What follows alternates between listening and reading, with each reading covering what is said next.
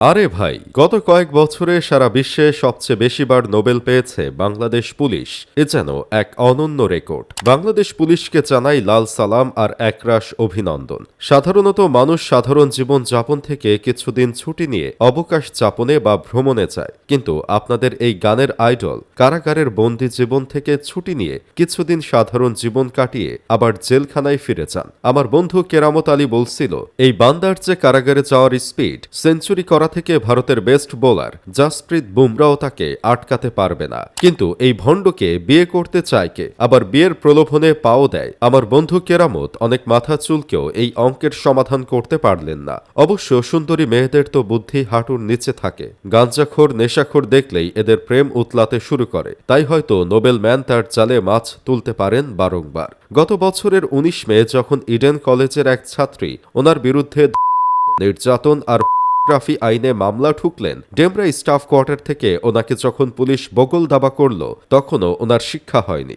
বরং জেলের ঘানি টানতে টানতে ওনার মাথায় নতুন বুদ্ধি আসলো। পারস্পরিক সমঝোতার নামে কারাগারের ভেতরে বসেই মামলার বাদীকে ১০ লাখ টাকা কাবিনে বিয়ে করে নিলেন। কিন্তু বাদীকে বিয়ে করেও নিস্তার পেলেন না আপনাদের এই গানের রাজা। ডেমরা থানা পুলিশ যখন চার্জশিট জমা দিল, তখন বেরিয়ে এলো ওনার আসল চেহারা। ওনার নেশা শুধু গানের নয়, নেশাগ্রস্ত হয়ে মেয়েদের মারধর করা, আর সেই ভিডিও ধারণ করে রাখাই ছিল মুখোশের আড়ালে তার আসল চরিত্র। সামাজিক যোগাযোগ মাধ্যমে বিতর্কিত পোস্ট দেওয়া, মাদকাসক্তি আর স্ত্রীকে পেটানো, এগুলো তো ওনার নিয়মিত রুটিন। সাধারণ গায়করা শিরোনাম হয় গানের জন্য, আর আমাদের এই নক্ষত্র শিরোনাম হন তার অপরাধের জন্য। মাঝে একবার সাফায়েত ইসলাম নামে এক ব্যক্তি ওনার বিরুদ্ধে মতিঝিল থানায় মামলা করলেন। কারণ কি? অগ্রিম টাকা নিয়ে গান গাইতে না যাওয়ার বাহাদুরি। ওনার কণ্ঠের গান শোনার জন্য মানুষ টাকা দেয়, আর উনি সেই টাকা পকেটে পুরে জেলের টিকিট কাটেন। গোয়েন্দা পুলিশ ওনাকে গ্রেপ্তার করে একদিনের রিমান্ডে নিল। সেখানেও ওনার আদর আপ্যায়নের কমতি ছিল না।